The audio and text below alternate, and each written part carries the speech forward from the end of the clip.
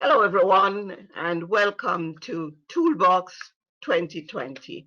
This is a virtual Toolbox series that we're holding this year for obvious reasons. We cannot get together as we normally do. This is presented in collaboration with the Young McGill Association. I'm Sylvia Piggott, a member of the McGill Women's Alumni Board. Toolbox is an annual program which supports students and alumni by highlighting ways in which they can adapt to the new world of work and life. The series has remained true to its mission for over 30 years and has been popular with the alumni. This year's topic is Engaging the Future, New Rules of Work and Life. The main focus of this year's program is looking very broadly at the impact on work and life resulting from COVID-19 pandemic. What will the future of work look like? How can we prepare for the future? What skills will be valued? How will the Black Lives Matter movement affect the workplace? What will be the new normal? It is evident major change agents are causing much disturbance. What is the answer? As technology develops at an accelerated pace, cognitive abilities and tasks that were once thought to be reserved for humans are increasingly being carried out by machines, causing growing concern about the impact on jobs and the subsequent risks for government, business, and people. In addition, globalization, demographics, climate change, geopolitical transformations are already making a significant impact on the work landscape. However, there is a window of opportunity now for individuals, businesses, and government to understand and proactively manage transition to the new future. Our speakers are going to focus on some of these. And now let's begin. There are 4 speakers with different focus, each assigned to a 10-minute talk on a topic. The topics are understanding the job market. What is the current economic reality and future outlook? And what are the skills needed to succeed? This is presented by Tanya Ezekiel, Executive Coach and CEO of Conductive. Topic number 2, preparing for the new normal. How to maintain a healthy work-life balance when working from home, and how to foster strong working relationships virtually. How do you foster trust and build a rapport with your team when only working virtually? This is presented by Nicole Piggott, Vice President, Global Operations, Women in Governance.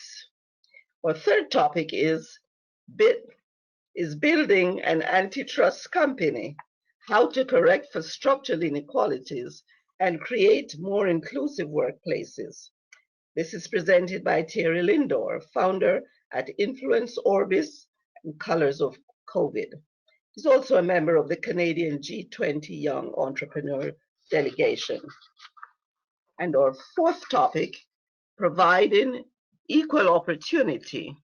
How do you provide equal opportunity during the times of COVID? This is presented by Julie Savaria, Manager, Fellowships and Scholarship at McCall McBain Foundation, also founder at Bindia Savaria Consulting. These presentations are followed by a fireside chat, which will be chaired by Abdul. And when he's ready to do that, he'll come on and introduce himself some more, say who he is. So I now will turn over to Tanya. Thank you very much for the warm intro. It's really nice to at least energetically meet you all. I know you're all there even if we don't see each other. Are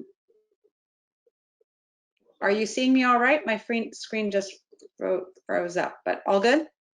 Okay. Yes, we see you. Perfect, thank you. Okay, great. So what I want to focus on today is actually, well, let me kind of give a little bit of a background of what what I've been up to in the last 6 months. I run an executive coaching company after spending 15 years on Wall Street. So I graduated McGill, got my MBA, been on Wall Street for 15 years. And then I left to start an executive coaching company focusing on financial services. And while coaching is not recruiting, and it's not necessarily directly telling you what's going on in the job market, what we do have focused on the last 6 months is really about helping executives, whether they're in the job, between jobs, whatever position we're all in, to manage performance and productivity, because that's really what drives our success, right? It's how we manage our performance and how we manage our productivity. And the premise behind all this is when you manage yourself, you can manage your career. In fact, we recently started a Design Your Career series a couple of weeks ago. We'll have another one coming up in 4 weeks, which you're all welcome to join. And what we quickly realized in that, we had all these techniques. We wanted to talk about credentials and how you show up online, which I will talk about. And we realized that the starting point is really, how are you managing yourself? What commitments are you making to yourself that are driving your success? And that success can be, as Nicole's going to talk about, how you're managing your team, being a great leader. That success can be starting a company in a crazy time to do so. But you know what? There will absolutely be companies started in this time. So we've been working with our clients to say, well, what are the possible outcomes for you? And then how do you manage yourself to optimize your performance and your productivity? So I want to focus on a couple of tips that I'll share with you. The first is commitment. And that commitment really is to yourself. And we do that in a particular technique, I'm sure some of you have heard about it, is we have our clients focus on 6-week cycles at a time. Because the idea is that, sometimes when we're under stress and we're anxious and we really want to come out of this strong, what happens is we might, as we have for many months now, sprint a marathon. And sprinting a marathon is just not possible, right? It's possible, but you can burn out and realize afterwards, well, maybe you should have done 1, 2, 3 better and ran a better race. And we're in the middle of that marathon, and the finish line keeps moving on us. And that's what's fascinating about our time now. When the finish line keeps moving, then I can't say, well, I'll run hard like this until January 15th, because then it's over. We don't actually know.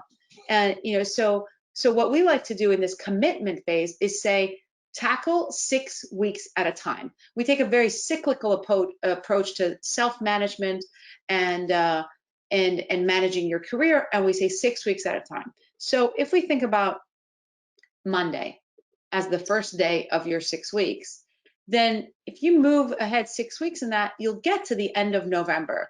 And I think pretty much from Monday to Monday is probably the 30th of November, which is amazing. So this is the first thing I want to urge you to do, is spend the rest of this week thinking about what you want those 6 weeks to look like. And the reason for that is I want you to end your year on a high. And the most important thing is your momentum you build for yourself and your mojo. Because what we want to caution against is actually sloping, sliding down into the end of the year, because the things I was hearing here the most over the past few weeks, well, 2020 is a write-off, it's all said and done. It's not. It's really not. It's so much more in your hands than you think. And that first step to that is treating it like a 6-year cycle, a 6-week cycle, not 6-year cycle, please no, 6-week cycle, and saying, okay, by November 30th, here's where I want to be. And here's what I'm willing to do to commit to that. Then you'll take a break in December, and then you can start another 6 weeks. So that's the first thing. The second thing, tip I want to share is really a focus on character. And what I mean by character, I'm going to tie that to values, is get a list of values. In fact, I'm happy to share we have one page of, maybe 30 or 40 values on there. And I want you to pick 5 values on there and say, which values am I most driven by? What motivates me? What's important to me? What's a non-negotiable for me? And narrow it down to 5 values. And then I want you to ask yourself, is the way I'm spending my time reflecting those values? So I might say, I have 2 young children, so I might say, oh, our family is such a high value for me, but then at 2:30 every afternoon, when it says on my calendar, oh, take a half-hour break and go pick up the kids, I blow it off because someone wants to talk to me. Well, then I'm saying family is a high value for me, but I'm not necessarily doing it. Or another value I have is community. Well, if community is a high value for me, then is the way I use my time supporting that? I'm here, right? It's at 6 o'clock on a Wednesday evening. Because community is such a high value for me, I'm going to match the way I use my time to my value. And I'm going to use my time by sharing my knowledge, support with my community. So that's the second thing. The third thing I want to share with you as a tip is connection. So I'm giving you some easy words to remember: commitment, character, connection. The name of our company is Conductive, so maybe you'll remember all the C's. You know? And the connection has to do with, how do I build rapport with the, with my network, with my job market, whatever it is. How do I build rapport at a time when we don't have this the senses that we share when we're in the room with somebody? So I want to break those into three ideas with you, which is, first, building rapport is how you're showing up, right? So executive presence is, I'm going to give you a camera tip here, because that's how people are experiencing you. A camera tip is how you show up on the screen. And this is a technical thing, but if you divide my screen into 9 boxes, the first line, in the middle of the screen, so right here, the first line is where my eyes have to be, right? And so, because that's where I am the most present, I'm the most, I guess, actively received. And what I see a lot, and I have worked with all my clients to work on this, what I see a lot is sometimes like the heads down here, or too far, or off to the side, or the camera's over there. This is really important. It's like the value of looking somebody in the eyes, right? And so we build trust through eye contact. We build trust through energy and that presence. So that's my first connection tip, is how you're showing up on the screen. The second tip is be real. Look, there was a time for many years that every client, every executive who walked into my office would say, well, I check my personal life at the door. Well, the door is now right here, and my personal life is right on the other side of this door here. And so there is no separating your personal and professional life as much as there used to be. This is actually a good thing. In hindsight, you'll see why this is so powerful for humanity, and it's so powerful for the professional world. But be real. What that means is you have to maintain a consistency online, which is, if people look at your different social sites, because if I have a meeting with you, I'm going to go snoop around because I want to fill in the gaps of what I'm not getting by not being in person with you. So I might go fill in those gaps with the impressions that you make online. So be consistent, be real. It's harder for us to detect authenticity in the two-dimensional world. So it's important that every way you show up is presenting that authenticity and is presenting authentically. And the third thing, when it comes to building trust, remember that trust isn't necessarily built in meetings. Trust is built between meetings. So what I mean by that, if you think of when we're in the office, and I haven't been in the office for a long time, when you think of time in the office, it's when you're going to a meeting, or when you're finishing up a meeting, you're walking to lunch, and trust is built in those times. So to remember that all the ways you connect with people, whether you're texting, showing up on time to a call, all these things are contributing to how you're connecting with them. And I'm almost out of time, so I'm just going to one more thing. The other thing I want you to think about is contribution. How are you helping other people? I had a client this morning say, well, I don't know what to do on LinkedIn. I never know what to say, and I just don't want to go on there and just, pretend everything's great. And I said, then just go on there and contribute. And what that means is go congratulate people, like other people's stuff, share other people's stuff, build trust in that way, by constantly giving to other people. And so with that, I just leave one wish is for all of us to zoom out for a second and fast forward and look back and say, what will I wish I had done differently when I had the chance to do that? What will I wish I had done differently when I had the chance to do that? And you know, you have the choice. You have so many more choices now than you think. So do something that you will later say, regardless of the circumstances, I am so happy that I took the time to do that. So good luck. I will be sending information on how to connect with me. I'm on every social site, and my email will be provided, and I'll send some supporting stuff for your next 6-week cycles. So with that, I'll turn it to Nicole. Thanks so much, Tanya. A great segue into what I'm going to talk to you all about. The organizers have asked me to tell you all to please send your questions and answers, your questions in the chat icon in the on the website, and we will be doing a Q&A at the end of the session.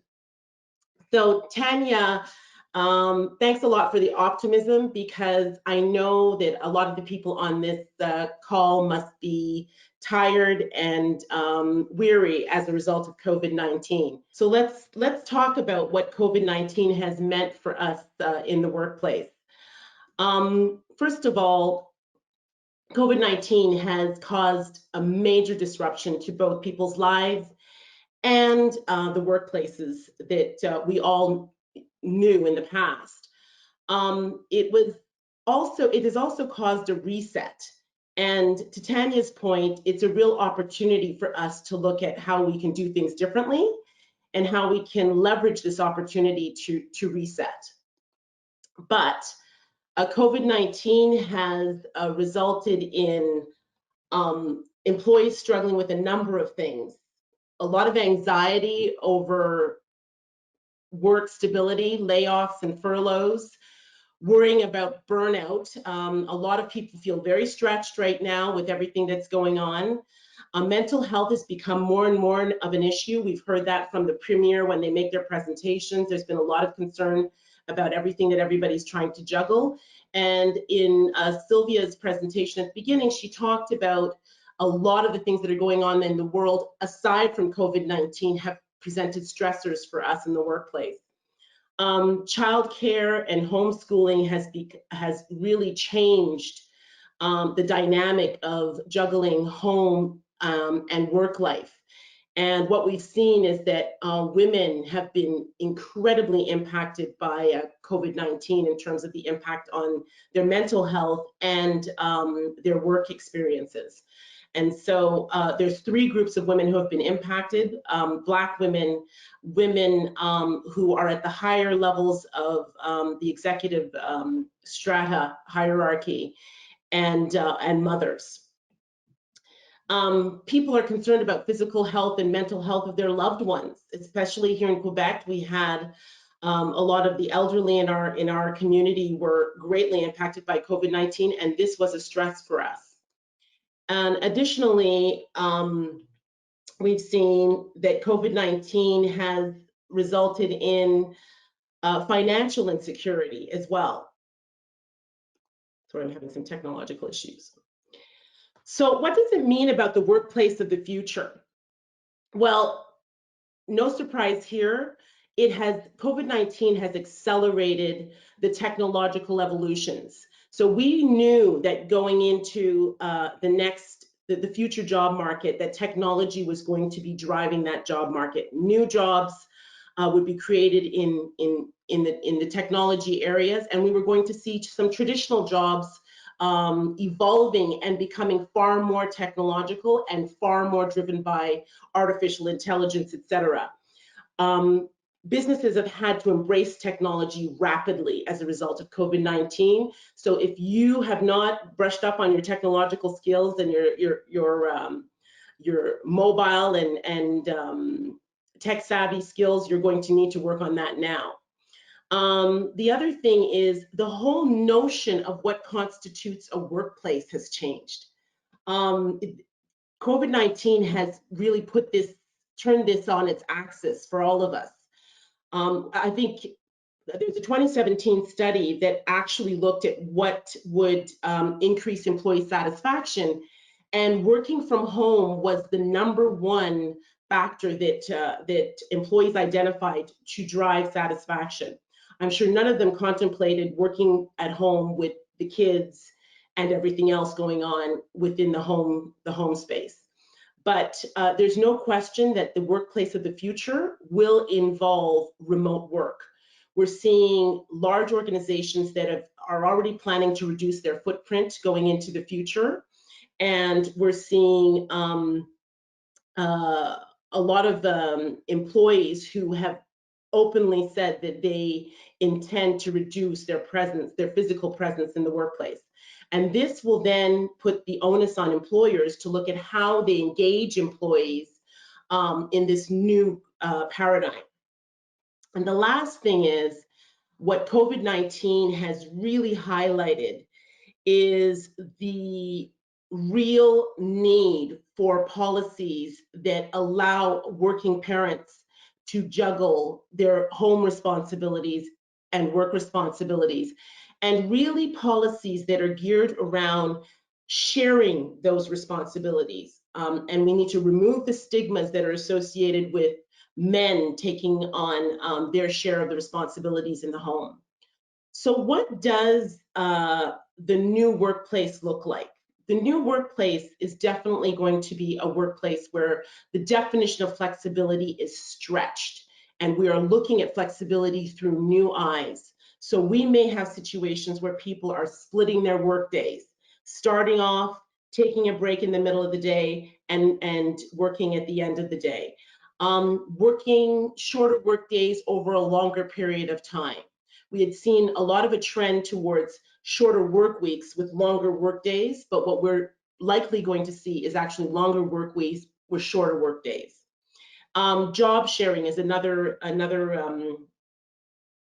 work arrangement that is starting to get a lot of interest. We are going to have to see different ways of managing work and life when we're parents. And so partners will need to split the housework and caregiving loads. It's absolutely essential. Have candid conversations with your leader about your work-life responsibilities. I think leaders right now are vividly aware of the need to look at have greater empathy for what their employees are experiencing. And now is the time to have those conversations. Consider working with fellow parents to share the load of homeschooling and schooling in this new world, because we don't know, to Tanya's point, we don't know when COVID-19 will be a thing of the past. And one of the things that is essential is delineating spaces.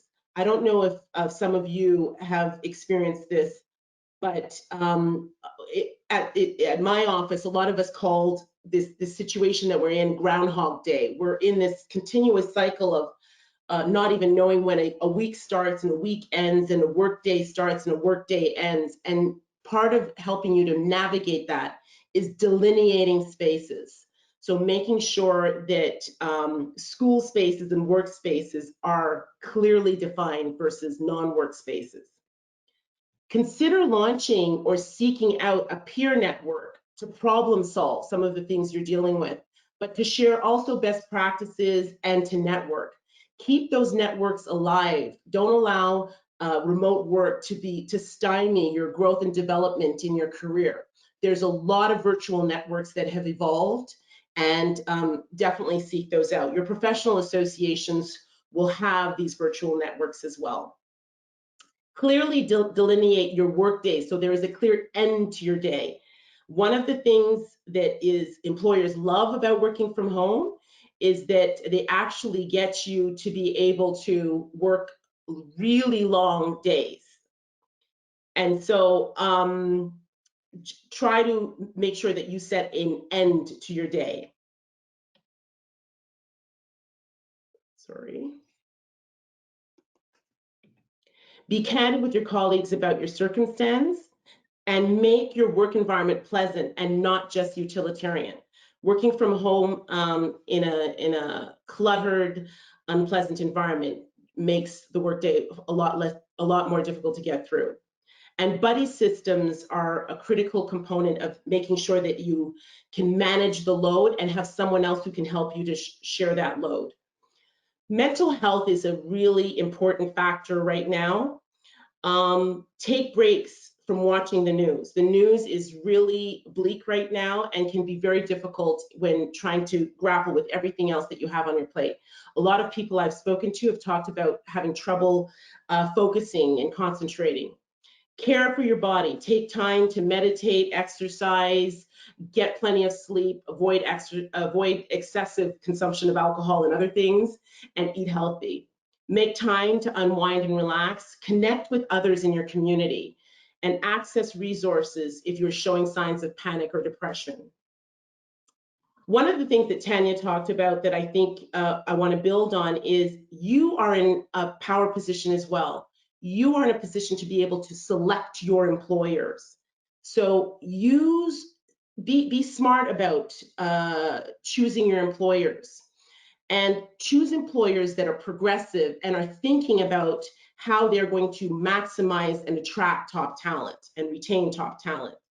So leaders need to be looking at productivity and performance and not face time. Organizations that are have more expansive leave policies, provide parenting and homeschooling resources for employees, provide mental health counseling services and health checks. Virtual workouts. I don't know about you, but I've been doing my share of Zumba classes and exercise classes. Transparency about a company's financial performance. COVID-19 has set the world economy on its axis, and that part of the insecurity that people are feeling is not knowing how their company is doing. Stipends to offset the costs of creating an adequate home office. Job training and reskilling. Look at organizations that are providing opportunities to job chain and reskill. Create virtual social activities and peer networks. So, and adapt, organizations that are adapting their communication channels to both the message and the audience. We're talking to people in virtual formats. It doesn't mean that you stop talking to employees. So if you're an employer or an employee, that's the feature of the employers of the future. Without further ado, I'm going to pass this off to my colleague Thierry to talk to you about inclusion in the workplace. So hi everyone. So I will take the place of Thierry for now until they figure out the technical difficulties. So we will talk about what does it mean to have equal opportunity right now in the times of COVID. So I think we all saw different infographics going around, right, about what diversity is, what inclusion is, what equality is, and what equity is. And when I think about how can you provide equal opportunity during the times of COVID, one thing still rings in my ears and just invades my thought is that before even talking about equality in opportunities during the time of COVID, it is really important to acknowledge how COVID showed us with no mercy how unequal our society is, how unequal it really is at all the different levels. And it just exposed all the blind spots that we thought were covered or that we thought were just nicely put away for not for everyone to see.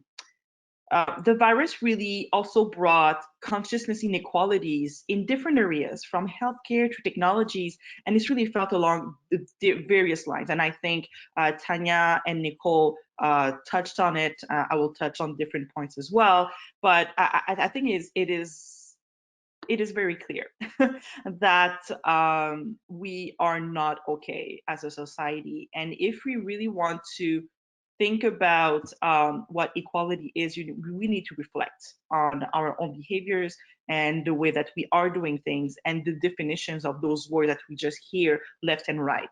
Right? Diversity, what does it mean? Inclusion, what does it mean? Equity, what does it mean? Justice, what does it mean? I think we can also say that we may be in one country right now, but we are experiencing two pandemics. Minority groups and people with disabilities face multiple barriers just to access those essential services in normal times. And now with COVID, the limitations are even greater to the risk of their own survival. And what is disappointing in all of this is that you will have always people at the top or at the decision-making position. I will say, well, show me the data. I don't think there is systemic racism, as someone we all know mentioned multiple times. But how do you want to show the data if there's no efforts into collecting these said data? But I think it is just pretty evident in the community and even in the city of Montreal where the hotspots are and what is the link between all of this. So, as I said, COVID just exacerbated those inequalities that were already there in the first place, but that we failed to address. So we can look at economic inequality, mental health inequality, social inequality, health access, and also digital access as well. So if we're talking about economical inequality, Nicole mentioned it about how the workplace is transforming. People are working from home more and more, but the truth is not everyone can afford to work from home or can afford to work with their children at home or to not go to work. So here we have the higher educated and more skilled workers are the ones that have occupation that will allow them to do remote working. So in this context, then working from home is fine. However, as a result, lower skilled workers are more prone to job losses and reduction of working hours because they don't have any backup plan at all. In terms of mental health, well, mental illnesses are on the rise because of confinement, and the rate of suicides are on the rise as well. The uncertainty is something that is hard to deal with if you're not used to it and if you're not properly equipped and you don't have the right support system. And well, with COVID, all the energy has been geared towards hospital and ensuring that the hotspots were put down to rest. And then without access to those essential mental health services, you have just this rise in mental illnesses in minorities, within entrepreneurs, healthcare workers. I can name a couple of examples just on top of my head of unfortunate suicide due to the confinement of COVID. And well, exercising as well is going to help you. So having access to green spaces is not available to all. Then you have on the social aspect. So social distancing is what has been told to us, like you have to social distance, blah, blah, blah. But when you think about it, social distancing is a privilege. And that's something that Emily Nicolas, who is absolutely stellar, you should actually look for her work, has been mentioning multiple times. And it's a privilege that's afforded to the more affluent members of our society. And I count myself with this privilege because I can afford to social distance. And being able to social distance is supposed to protect us, but what about the fact that not everyone gets to be safe? People in shelters, people processing our food, now farmers, the migrant workers. We literally condemn the very people who are taking care of us when it is time for us to show gratitude and, for example, grant permanent residency to the healthcare workers who's a migrant is waiting on the status so that he can live a better life within the country. And there's also this false sense of solidarity for social justice causes. That is also the fact that the connection between race and COVID is best understood alongside many of the other socioeconomical characteristics that I mentioned, like economic, health access, etc. And there is also a strong correlation linking higher rates of COVID-19 infections with low-income neighborhoods with higher percentage of Black residents. And that's something that's been talked about by CBC News. And this can be due because, of cramped apartments and the fact that a lot of those people in low-income neighborhoods work as healthcare workers. And so they are on the front lines and they are just vulnerable. In terms of the health access, once again, minority ethnic groups have been disproportionately affected by COVID-19 because of unsuitable housing, and that's been talked about by Will Prosper, or Will Prosper in French, because of high density apartments, frontline workers lacking their own mode of transportation and having to move across the country, the city, and underpaid healthcare workers. And there's also the disruption of essential services such as surgery, cancer detection, physical activity. There was an article saying how cancer detection has been delayed, and because of that, some people had the cancer detected at stages where it was not curable anymore. So those are all things to think about. And finally, the digital access. With school closing, access to internet has been deemed essential, but not all children have access to reliable internet connection. As a matter of fact, before COVID, some would go to libraries, to McDonald's, to cafes just to have this Wi-Fi. But with COVID, they had to rely on catching free Wi-Fi wherever they could. So that means sitting in front of the library, cramming together as groups to do their homeworks, etc. So why I'm saying all of this is just for us to really take into consideration how this pandemic affects all of us, but not only from a health point of view. And I think we should not talk just about equality, we should talk about equity as well. To create equality, we need to give the same support to everyone so that we can start from the same spot, like no matter where we come from. But to create equity, we need to give people the means to help them thrive while addressing the systemic barriers along the way that may prevent them to reach their full potential and beyond. But when you're confronted to this pandemic where everything is put on pause and our lifestyle is turned upside down and our conception of normal is challenged, it is, in my opinion, it is a perfect time to reconsider and reevaluate how we want our society to be, how we want us to be as people, as parents, as brothers, sisters, partners, etc. And I want to show up for our fellow citizen and our family. And because at the end of the day, you cannot expect equality or equity from inequitable practices. And this is what we're seeing right now. So, we have different skills that we need to cultivate. We've been talked about for so long, open-mindedness, resilience, being able to reinvent ourselves. And we have different opportunities that will come up from this. We can think of e-commerce businesses, family or human-centric practices as well that just center the human to like in the middle of the business model that you're trying to recreate. Anti-racism and equity, diversity, and inclusion practices, such as for me, that was a good timing for me as well to found my own company. And it's also a reminder that, hey, health is not just about, taking your meds and your supplements. You need to do outdoor activities. You need to move your body in ways that will help it being healthier and prevent illnesses.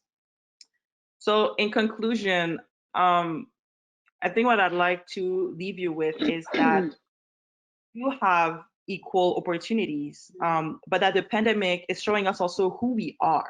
It exposes our weaknesses and our vulnerabilities as a society and as an individual. And the challenge right now is not to only acknowledge Canada and Quebec's shortcomings and take immediate steps to mitigate the harm that has been done before, but it's also to remember what the crisis has revealed about us and to make those changes necessary to make sure that all those slogans that we see, ça va bien aller, it will all be okay, or we're all in this together, is remembered as more than a slogan, but concrete action towards a more equitable society, because reality, we're not all in this together. And we need to think about our future opportunities as to how we can bridge that gap between our intention to be an equal society and the impact of our actions towards a more equitable society.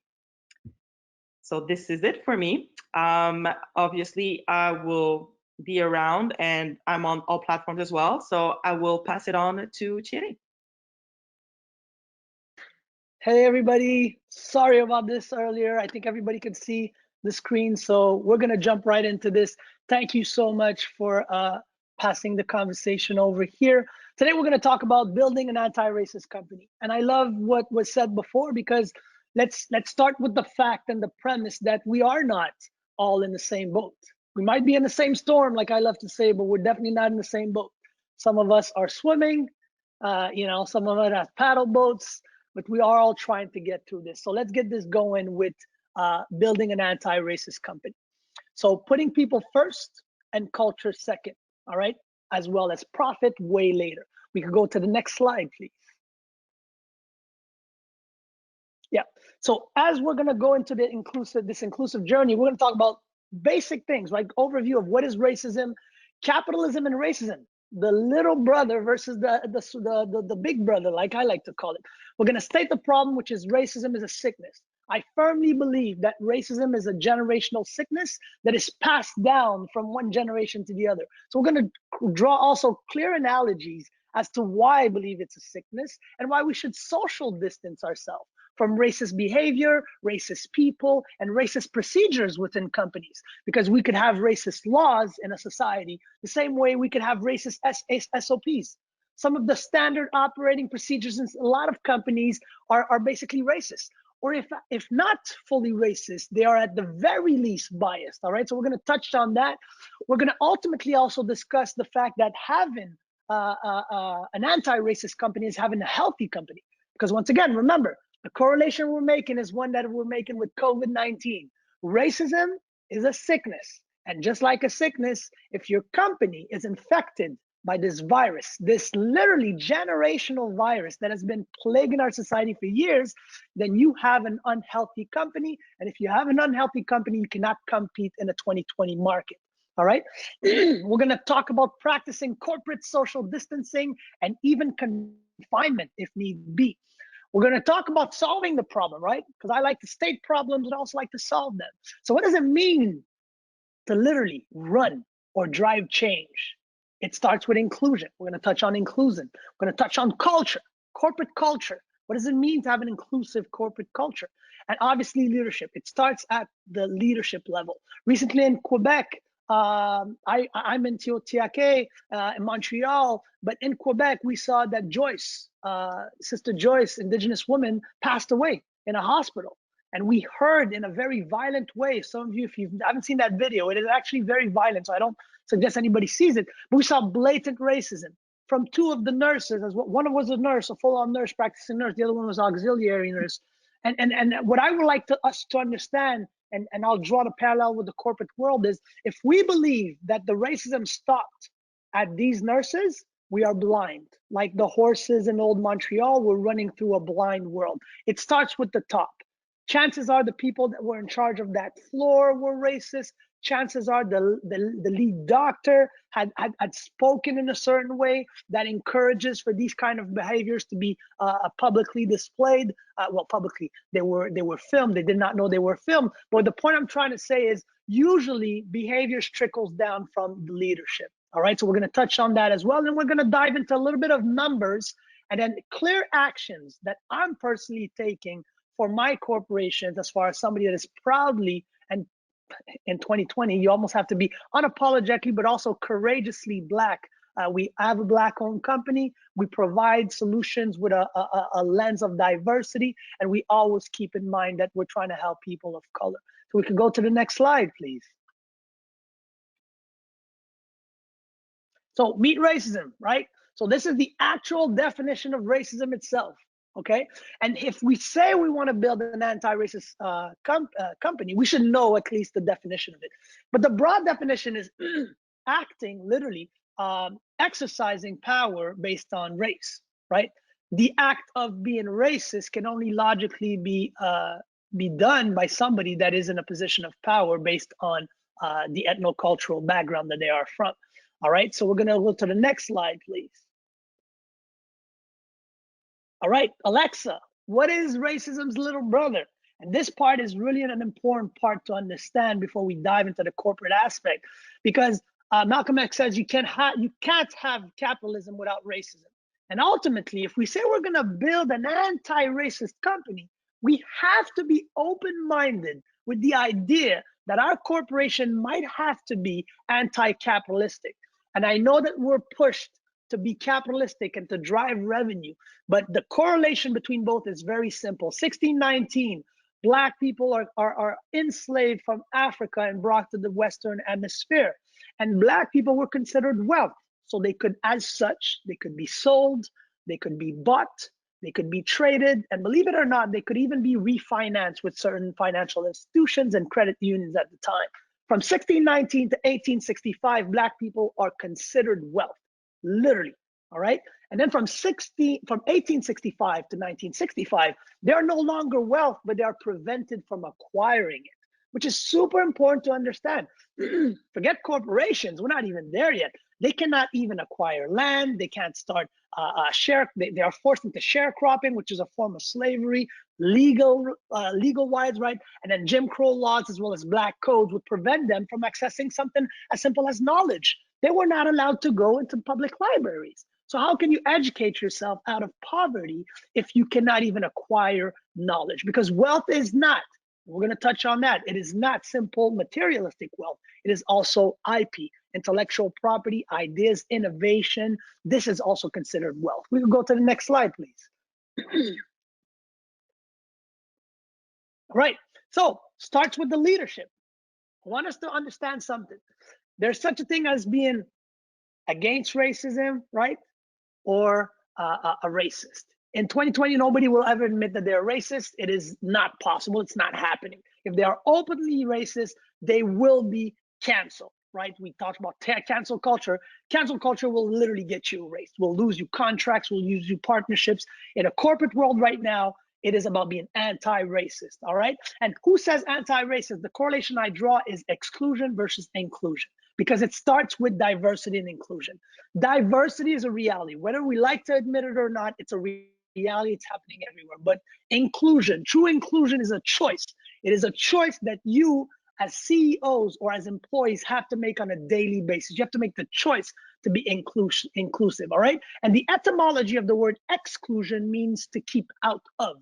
The etymology of the word inclusion means to keep in, to keep within, all right? So we have to be cognizant that in the process of building an anti-racist company, we have to be open-minded. We have to keep within the important pieces that are we open to gender diversity? Are we open to ethnic diversity, religious diversity, cultural diversity? And it starts with that, because you cannot fight, once again, racism if you don't address sexism, which is the great-great-grandfather of racism. Let me tell you something.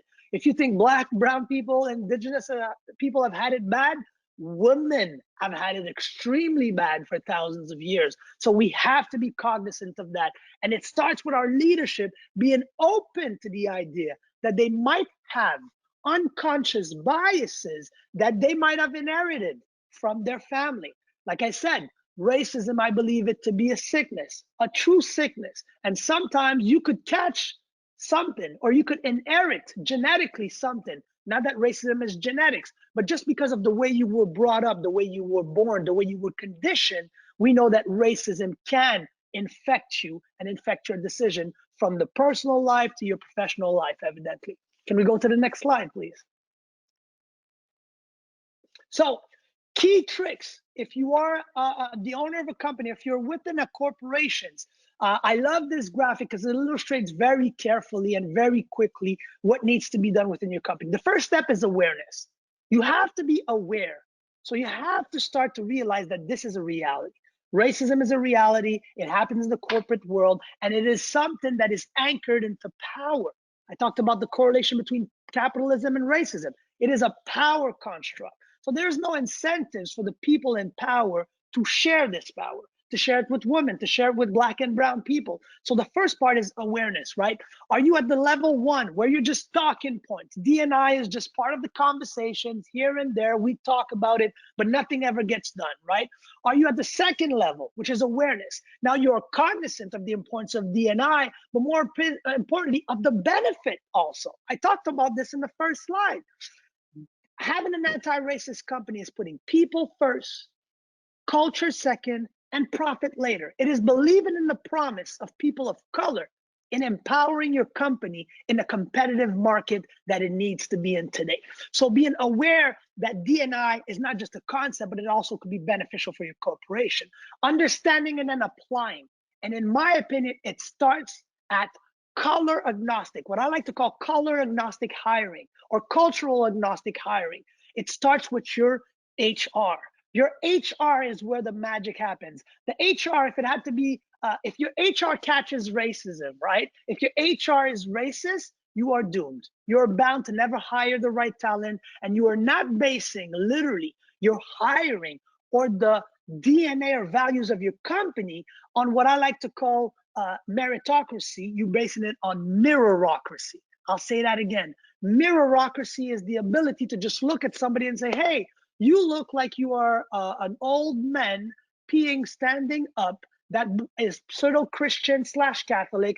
We will get along, and because we will get along and the status quo will remain, I will put you in a C-level position, which is going to keep perpetrating this racism kind of biased, unhealthy atmosphere. All right, so you have to be willing to understanding the problematic, applying it, starting with your HR. And then once you've decided to do that, level 4 is integration, right? If you go to the other graphic right on the side, awareness, mobilization, actions. You have to start integrating the things that you've learned through hiring consultants, or better yet, through just hiring diversity. To be open that having an indigenous woman at the head of your HR might open up to more diversity, might open up to hiring a Muslim man from Senegal, might open up to hiring somebody that's going to come with an amazing solution that is from Northern Africa.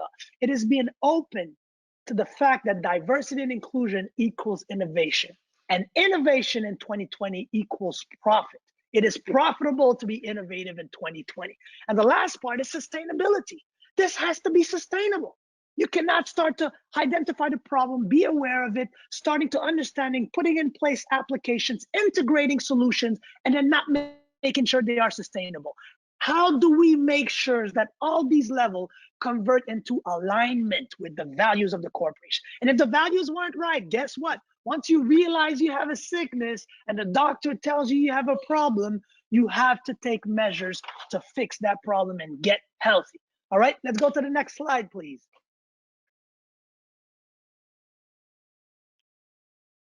Here are clear numbers. Leaders are lost, and the profit versus people dilemma. This is a clear example of where we are at. This was actually done by Accenture, an amazing firm that collected this data. Look at the data, it's clear. 76% of leaders, of CEOs, make decisions within their company based on financial performance, growing profit, maximizing shareholders, owner returns, reducing costs. These are the priorities of our leadership, right? And if you want to shift all the way to the right, if you look at the bottom, only 21% focus on culture, which is building a more inclusive workplace environment, right? And let me give you a clear example. If I had to ask you a question, for those of you listening, what do you think Nike focuses on when it decides to publicly support Colin Kaepernick's objection of white supremacy and racist culture within the NFL? It focuses on culture. Has this been profitable for Nike? I would probably say yes, and I'm sure you would agree. Now let's move along the lines here and look at what other companies are focused on. Look at Tesla. Tesla focuses on environment first, right? Second portion is culture. Third portion is the brand. Anybody that's ever driven a Tesla or seen a Tesla, they know that it's almost a fraternity. Tesla doesn't do ads on TV. Tesla doesn't even focus on social media. It focuses on the environment, company culture, and creating a brand that people feel they can attach themselves to. All right. The next portion, the next company I would like to highlight for you is Apple. What does Apple focus on? It focuses on the third point, starting from the left, innovation. $15 billion a year is spent on innovation by Apple. Innovation translates to what? What I like to call client attraction instead of client acquisition. They also at Apple do client attraction, but also talent attraction. People want to work for companies that are innovating and diverse. And let me tell you something, anybody that's ever ran a company, it's a lot cheaper to focus on attraction than focus on acquisition. All right, keep that in mind next time you are speaking to your leaders within your company or you're yourself thinking about building a corporation. Next slide, please. Numbers don't lie. Once again, clear numbers. We're going to go over this one quickly. This is based on Deloitte's insights. We come out with an amazing report. Keep track of the Deloitte's report. The case for an inclusive culture within a corporation. Organizations with inclusive cultures are 2x time. 2 times more is likely to meet and exceed their financial targets. They are 3 times as likely to be high performing, 6 times more likely to be innovating and agile. Let's speak into the context of COVID. What better time to be agile and to be able to be innovating and pivoting during these times, trying times such as COVID? And last but not least, 8 more times more likely to achieve better business outcome. Next slide, please. Last but not least, I'm going to touch a little bit on how we at Influence Org have been more inclusive. I, Thierry Lindor, I've decided to live my life by being inclusive. I come from a family of 10. My mother is from Paris. My father is from the island of Haiti, grew up in Chicago. And if you hear me speak French, vous penseriez que je suis arabe. So I come from a black father and a white mother, and then when I speak French, people think I'm Arabic. So we decided to be inclusive in everything we do. And one of the tactics and projects we're most proud of is a company, not a company, but a movement called the Colors of COVID, which we're in collaborations with a McGill professor who's a black woman, where we collect race-based data. Because as we know in Quebec, our prime minister doesn't recognize systemic racism. So it is a priority that if you are living into a structure in a company, or if you are the CEO of a company, you have to acknowledge if your company is sick or not. The same way our prime minister should definitely recognize that race-based data could definitely help us deconfine optimally. Next slide, please. Another project that we're working on is called Bobby, Black-Owned Business Initiative, where we help Black-owned business entrepreneurs. And we're also now in talks with the federal government to help all diverse entrepreneurs, including women as well, mine out the internet for government programs, allow them to literally mine as well as comb through programs, and potentially by swiping left or right, apply for programs that help them with an easy auto-populating solution. All right, next slide. I think we have 2 more slides and we're done. Mindful, where we're tracking diverse data. So as you see, you'd like to empower, let's say, the Black community. You'd like to empower somebody from the LGBTQ+ community, and you are a woman and you want to spend local. We're going to help you identify and geo-position these businesses. And a little bit like a Nike Fit challenge, you'll be able to track your dollar and know how you're doing and being more mindful with your dollar. Because we believe you could vote every 4 years at the ballot or every day with your dollar. But also for corporation, be mindful of the hiring that you do. So we're also mapping out diverse talent to empower companies to be able to hire more mindfully. Last slide, I believe. Yep, and in doubt, like I always say, racism is a sickness. So you want to make sure you social distance yourself. You want to social distance your dollar by buying Black, brown, or indigenous. You want to social distance your vote, social distance your hiring. You do not want to make sure you hire somebody that might literally infect your entire corporation. You want to also social distance your contracts from companies that don't support your value system. Social distance in your personal life, your freedom. Social distance your eyeballs, super important. The media doesn't necessarily shine the best light on Black, brown, and nowadays our Muslim brothers and sisters in the media are not portrayed the same way. So social distance your eyeballs and focus on news outlets that do right by people of color. Social distance the support that you do for organizations. Go out there, find the companies that are doing well, the companies that are anti-racist. And once again, it starts with you. You have the power to drive change. And I do not believe that a post-COVID economic rebound can be done with the existing system, capitalist system. It's gonna have to do with a system that puts people before profit, and it's gonna have to do with a system that believes in the promise of women, believes in the promise of Black and brown and indigenous communities, because we're gonna need new dollar into the rebound economy that is the next Canadian step. So we're not gonna do it with old dollars, we're gonna need new mentalities, innovative mentality, and innovation starts with inclusion. Thank you very much. Okay, wow, that was a lot that we just covered with Thierry and with the other presentations. I'm gonna ask the panelists to please join me once again. Fantastic. We're about to begin our fireside chat. So we've been getting questions from our attendees throughout the course of your presentations. And now is the time for us to address these. I would also ask or remind the attendees, you can keep asking questions and we'll try to address as many of them as we can. So Hello, everyone. By the way, I should introduce myself. My name is Abdal. Sylvia mentioned this in the beginning. I am a McGill engineering grad.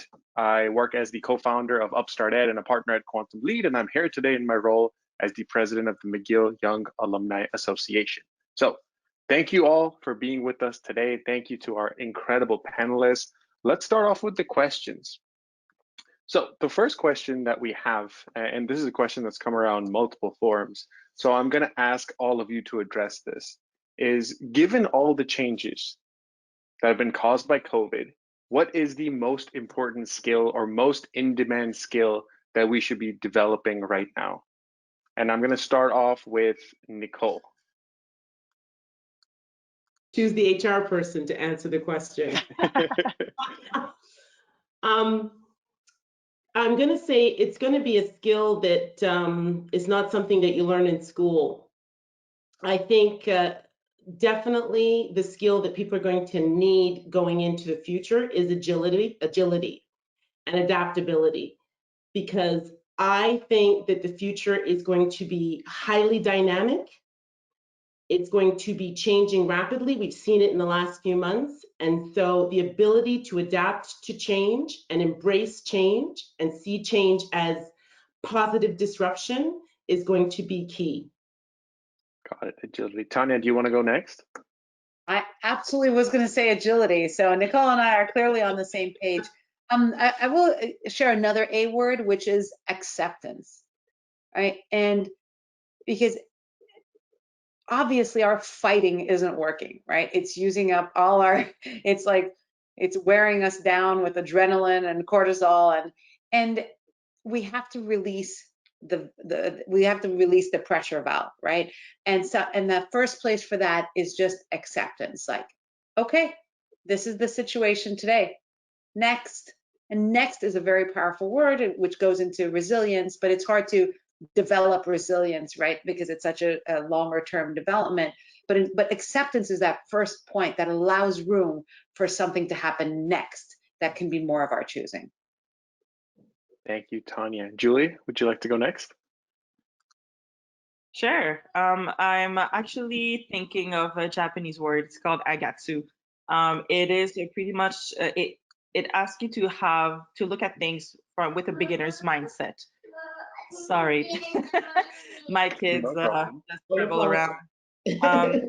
So looking at things. Attends, ok, mais maman parle. Oui, ok, attends. So looking at things with a beginner's mindset, and actually I was going to use my kids as an example, but the resilience that kids exhibit is fascinating to me, especially when they're very young, how they bounce back from every single situation. They look at things, from just with these brand new eyes. And to me, that's where you will find those new opportunities and those new angles and perspectives when you look at things and like with almost having to unlearn what you know to discover new aspect of a situation. So that's what I would say. Thank you. Terry, you're up. Yeah, I would say the ability to be more relational than transactional. I touch on this a lot. And if there ever been a time for anybody out there in the market as an employee, employer, to truly be more relational than transactional, it would be now. So cultivating, nourishing these relationships. And from an organic point of view, do not look like an opportunist. You know what I mean? But if you want to transition this to tech, you have amazing tools such as Facebook and LinkedIn that are sending you reminders every single day of people's birthdays. What better tool to engage than on somebody's birthday, right? And to truly and genuinely do the follow-ups that you've been neglecting for years. So I would say nourish being more relational than transactional, using technology as opportunities to do touches, what I like to call touches. Where are you touching? And I mean digitally touching your clients, your partners, as well as your employees, and making sure that, hey, I'm keeping in touch with everybody throughout this entire COVID, specifically during COVID. Thank you. That's great answers. I'm aggregating them. I was hoping you said something with A, Terry, because it would have just been a nice synergy with agility, acceptance. Sorry. I don't know if that's what I know, but it still worked out well.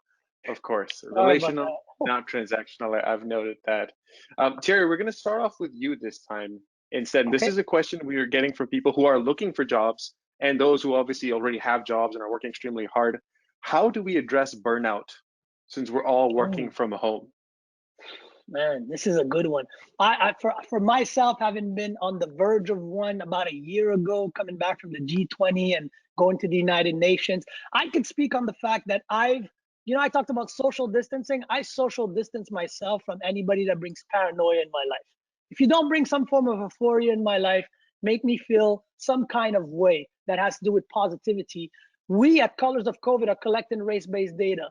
72% of Black and brown people have experienced some form of depression during COVID, at 72%. And at large, including Caucasian people, we're at 54%. So that tells you one thing. Everybody right now is struggling with mental health. And one thing I've learned is I do not negotiate my mental health with anybody. I don't negotiate with my spouse.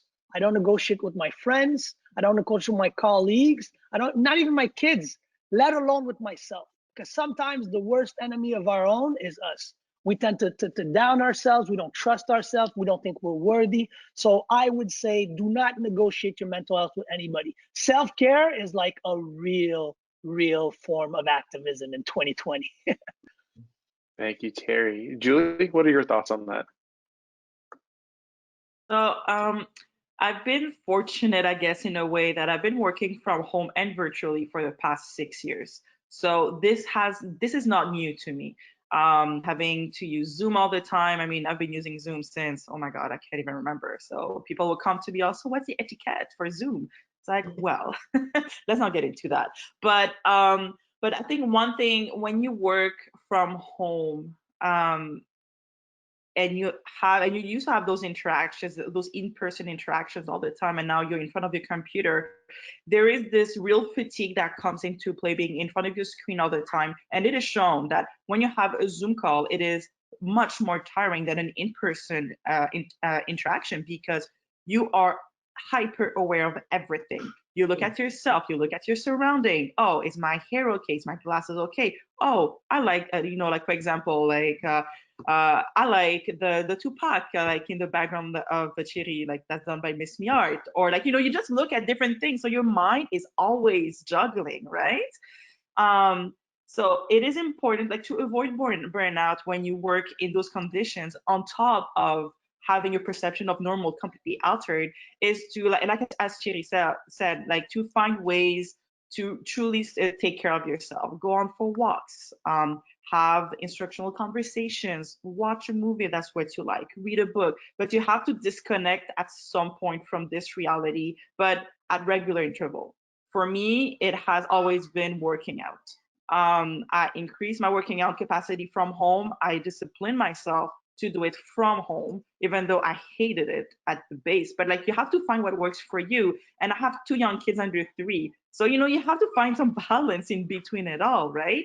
So finding what's right for you. And well, obviously before COVID, with my company, we used to have once a year in-person retreat to help with the overall culture of the organization.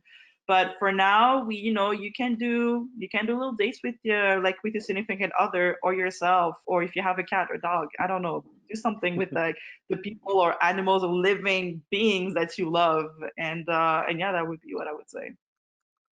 Thank you, Julie. We'll do the reverse of the last question. So Tanya, you're up next.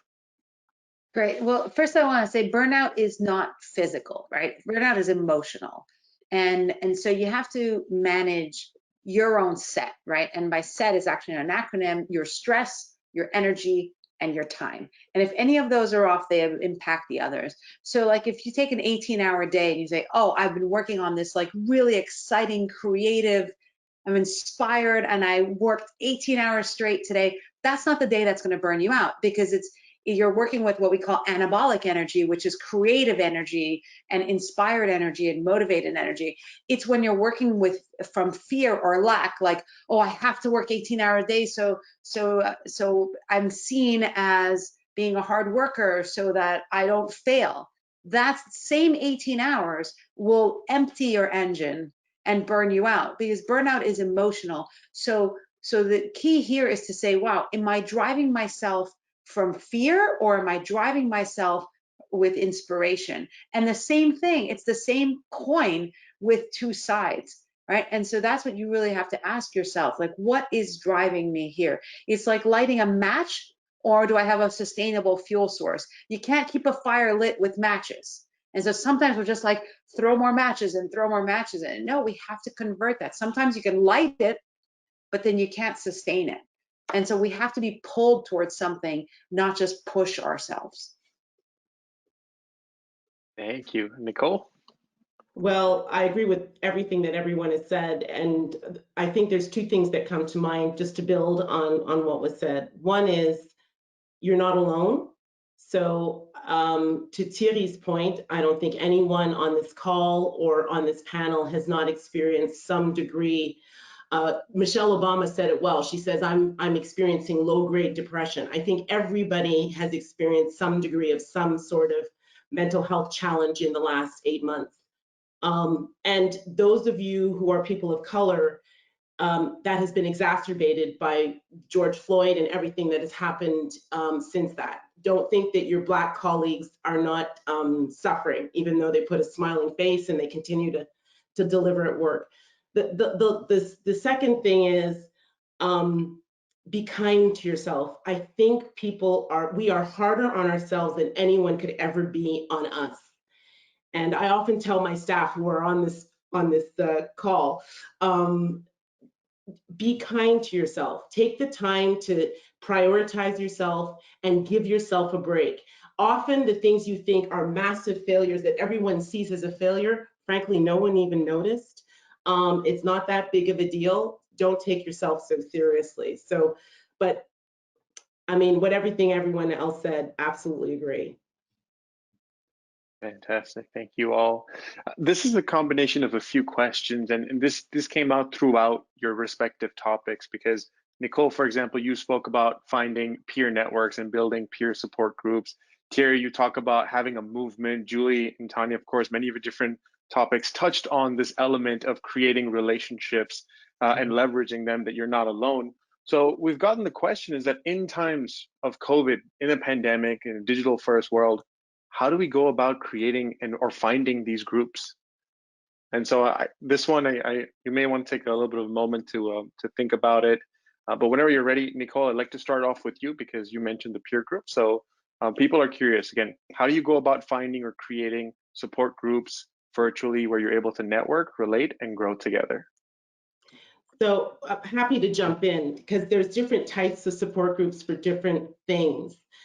But if we look at it from I'm putting my HR hat on from an HR perspective and a professional perspective, most professional organizations, and they're organizations that are geared towards your specific profession, but within those organizations, you'll have Black networks, you'll have women's networks, you'll have other networks that you might want to tap into and just sign up. That's the first place you can go. The second thing is I've reached out, used this opportunity to reconnect with people that life just got in the way over the past umpteen years, and I just didn't prioritize reconnecting with people. And it's been wonderful reconnecting with people that were kindred spirits that I just lost sight of over the last umpteen years. So go out there on Facebook, to Thierry's point, LinkedIn, other social networks, seek them out and just ping them. And it's just wonderful to reconnect.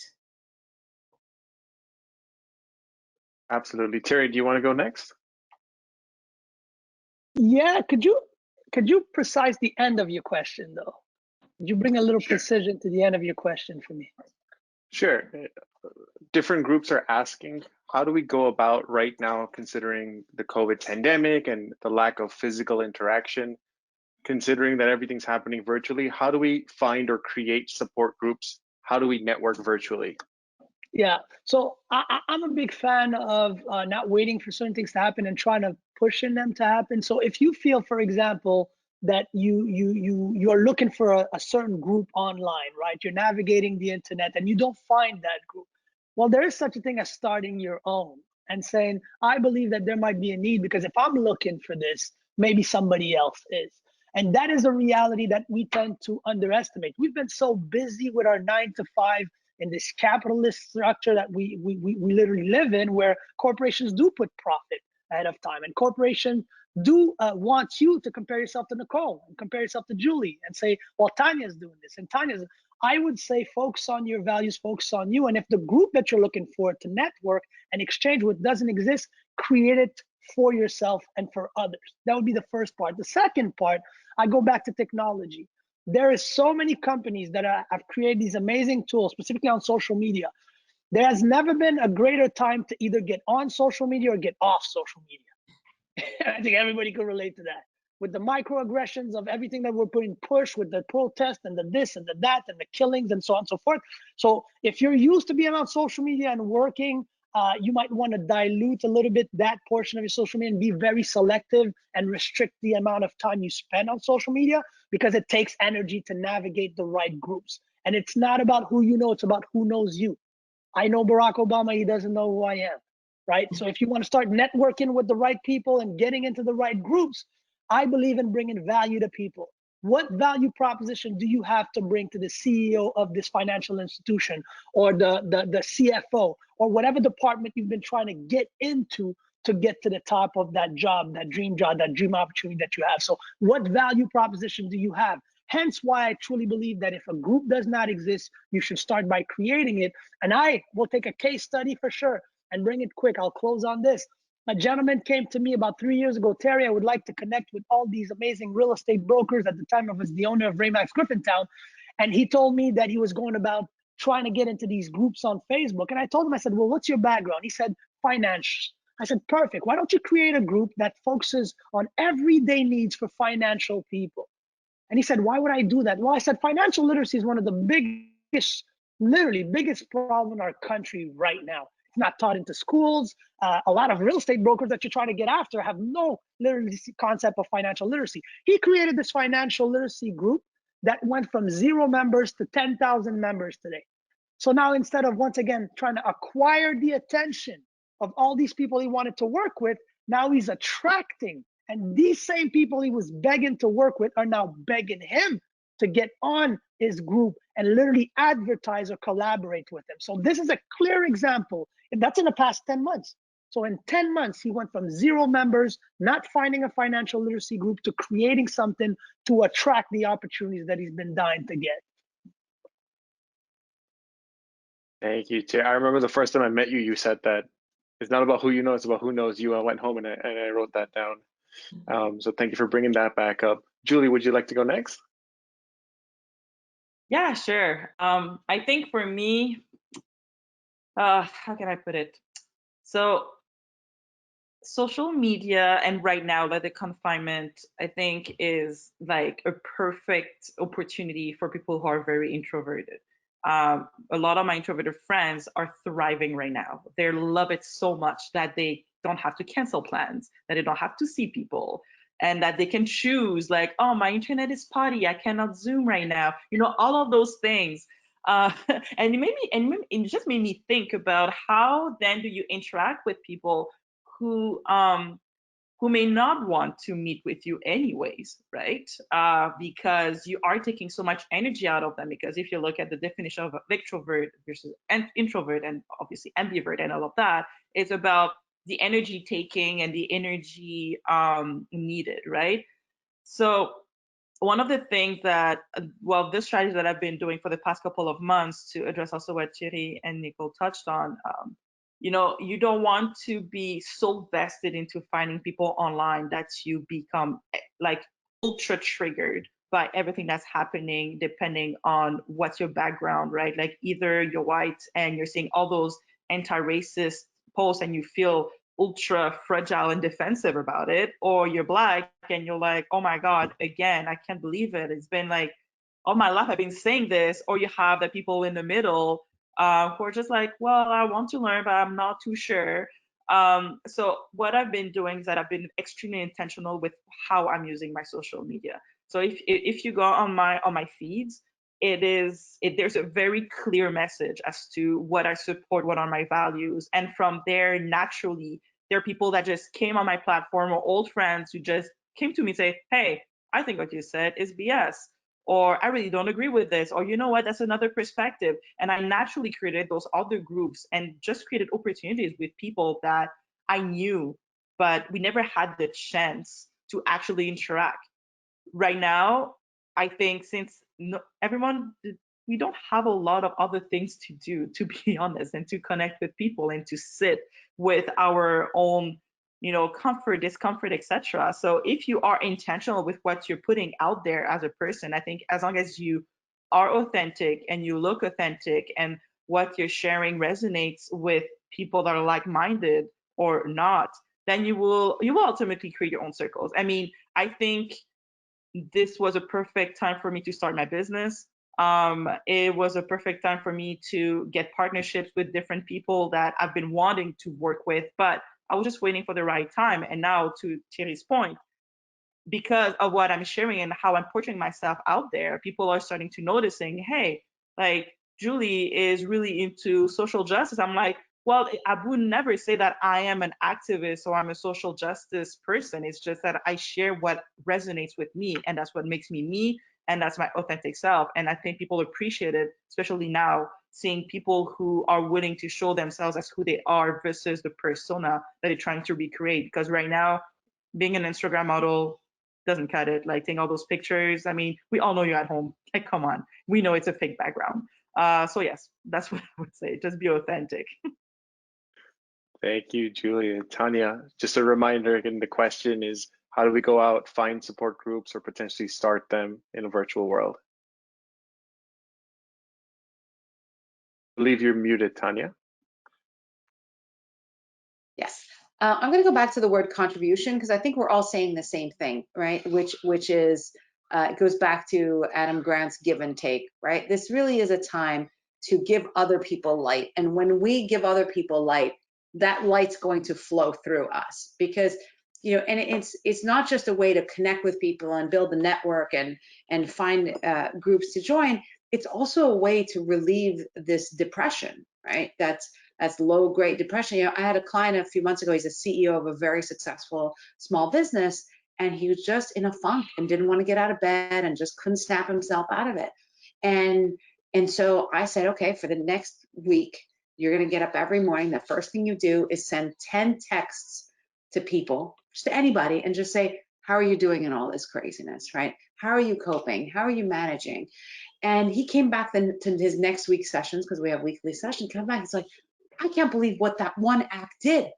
It like Nicole said, it reconnected with me with people who I haven't had profound conversations with in so long. And all I did was ask how they're doing, right? But he made a point of it, 10 texts every morning, all about just checking in on people. And he's been using it repeatedly over the last few months. So, when you say, how do we build those communities? Start by giving. Those communities will form around you. When you're seen as a kind of giver, sender of light, the communities start forming around you. Thank you, Tanya. So we're going to wrap up very soon. I know time just flies, but ask one more question before we ask you to share your parting thoughts. So again, this is a combination of a few questions that we've received, but I think it's an extremely important topic. So the attendees are asking that, as a low-level minority employee at a large corporation, what can I do to impact change in my organization when my voice isn't exactly projected far, especially with the increased digital divide? So I'll open up the floor. Whoever wants to go first can start us off there.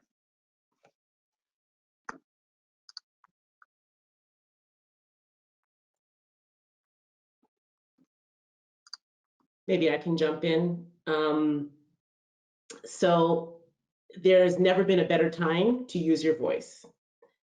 I work in the organization, I work with Women in Governance. We work with corporations on closing the gap on gender equity, but also on intersectionality and the impact of various groups, various diverse factors on women. And I can tell you that one of the benefits of the last few months is organizations are waking up and realizing that if they don't start to embrace diversity and bring about change to their organization, they will be left behind. And so there was never a better time to actually use your voice, no matter what level you are in your organization. And you can start with talking to peers who are in the same group that you're in, and develop a small coalition of individuals, and you can speak to maybe one leader that you trust about what you're experiencing and what you would like to do to bring about change. But honestly, the time is now. It's never been a better time. Take it from someone who's been around the block and has been working for the past 25 years. Thank you, Nicole. Does anyone else want to add on that? Those have been covered well. Julie, anything to add? Yeah, I was gonna say, yeah, well, definitely, because this is part of the job that I do at my company, right? I call myself a Jedi consultant. So, justice, equity, diversity, and inclusion, it's a great conversation starter. So tips, found cool acronyms for your jobs is gonna bring you super far. But yes, like everything that Nicole said, so that's usually how I start with my clients, whether it's on like learning development capacity or starting their whole journey from scratch around equity, diversity, and inclusion. It really has to start from within. So I never go in saying, hey, this is what I think you should do. I always tell them, you know what, like I need to co-design with you. So it's always start with the committee. And when I ask them, so how did you think about bringing me on? And they say, well, like we were just two people. We started talking about the fact that we think that there's not enough. And it's not even about diversity at this point. There's not enough inclusion and equity within our company, and we want things to change. Right now is the time. The conversation is out there. Companies don't want to be seen as just passive. They want to be seen as responsive, borderline revolutionary. They want to be like the Ben and Jerry's and Patagonias of this world because they see that's what people want. So it starts really just by pairing. And you don't need to be a big group. You could be just three. Like one of my clients were three. Like the committee is three people and me, and we just start talking and we start the workshops, and then you start really developing what your vision is for the company around your EDI strategy, so equity, diversity, and inclusion, and then you try to map out what you want to do. And I think one of the mistakes that people want to do oftentimes is that they want to go much faster than what it takes. And I mean, I'm not gonna lie, it takes years for a company to actually be inclusive and equitable at its source, and it's not going to be done in 6 months. I'm not going to do it in like the couple of months that I'm going to be with the company. So for this, for this participant, it's really around gathering people that want the same change as you, finding a champion at the decision-making table that will back you up, and then after you just go back from scratch, either you go outside for help. I'm not going to promote myself, but you go outside for help if you don't have the the ability, or if the HR person doesn't have the training for it. And then after you go about it step by step, you focus on one area at a time. Don't try to solve all the problems in the world at once. Just go one step at a time. Slow and steady wins the race in that case. That's for sure. Thank you, Julie. We are almost out of time, so I'm going to skip ahead then to the final question to our panelists. I'm going to ask you to keep this very brief. What is one piece of parting advice for our attendees? And I will invite Tanya to start off. Yeah, absolutely. Thank you for that. And this has been fantastic. Really appreciate the being able to spend time with you. And that parting advice for me is really kind of manage your engine. You have naturally, you are designed to succeed. You're designed to be happy. You are designed to be connected, to be part of communities. That is our default. And so when you see yourself piling on any kind of thoughts, emotions, actions that are interfering with you spreading that success, and whether it's in your team, your business, this is the time for transformation. Embrace it. Transformation isn't always fun, and sometimes it really, really hurts, but just stay grounded in the bigger picture. It's like, this is a time for transformation. The quicker we are to embrace it, the more phenomenal our impact and success is going to be individually, as companies, as contributors to society. This is our time. Let's go for it. Thank you, Tanya. Terry, parting advice? Yeah, I'd like to. Yeah, I'd like to speak to everybody, but to the men that might be listening, like, you know, I said this recently. I said, dear men, you don't have to rape somebody to be, you know, sexist or to be a misogynist, and you don't have to use the N-word to be a racist, you know. So be cognizant of the biases that might occupy your mind. And I once again draw that analogy to being a sickness. And I believe that sometimes, you know, if we were cognizant of these biases that we were given, maybe we could show symptoms and then people could make decisions based on that. And to touch on what you just said, you should try to work for a company that represents your value. If you don't want to work in a sick company, don't work in a sick company. There are plenty of healthy companies. And for those that are not healthy, there's never been a time, such as 2020, for them to get healthy. So if you thought you had no voice before, your voice has just been amplified.